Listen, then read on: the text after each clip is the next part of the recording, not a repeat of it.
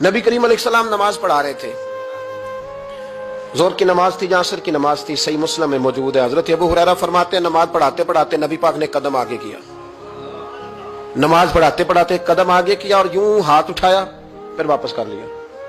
اب نماز پڑھ کے نا تو سلام پھیرا تو صحابہ عرض کرنے لگے یا رسول اللہ صلی اللہ علیہ وسلم وہ نماز میں پیر بھی آگے کیا تو ہاتھ بھی اٹھایا، تو وجہ کیا تھی؟ پہلا سوال تو یہ ہے کہ آپ لوگ نماز پڑھ رہے تھے یا حضور کو دیکھ رہے تھے؟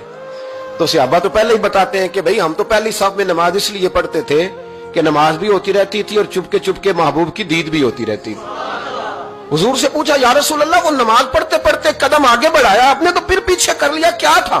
اور ہاتھ اٹھایا تو پھر آپ نے نیچے کر لیا۔ تو نبی کریم فرمانے لگے نماز پڑھاتے پڑھاتے جب میں نے کہا نا سمی اللہ لمن حمیدہ، اچانک میری نظر اٹھی تو جنت میں چلی گئی، نظر اٹھی تو جنت میں، تیرے لیے 2-4 قدم عرش بری ہے۔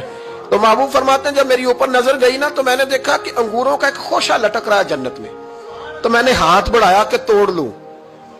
حضور کھڑے ہیں مسجد نبوی میں اور فرماتے ہیں کہ میں یہاں کھڑے ہو کے ہاتھ اونچا کروں تو میرا جنت تک پہنچ جاتا ہے۔ فرمایا میرا ارادہ ہوا کہ وہ خوشہ جنت کا توڑ لوں، اور ذرا میں نے پیر آگے بڑھایا ہی تھا تو میرے دل میں خیال آیا کہ جنت راز ہے تو راز ہی رہنی چاہیے، یہ راز کھول گیا تو مزہ نہیں آئے گا، تو میں نے پھر وہ ہاتھ واپس کر لیا۔ صحابہ کہتے ہیں جب نبی کریم نے یہ بیان کیا تو ہمارے چہرے نے تجسس سے کھیل اٹھے، تجسس سے ہم کوئی بات اور بھی سننا چاہتے تھے۔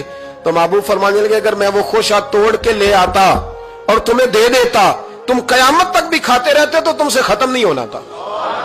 یہ صحیح مسلم کی حدیث ہے۔ او بھائی میرے رسول کریم کے واقعہ معراج پہ شکوہ کرنا، کہنا سمجھ میں نہیں آتی کیسے گئے تھے، تو جو چاہے تو ہر شب ہو مثال شب اسرا، اس لیے کہ تیرے لیے 2-4 قدم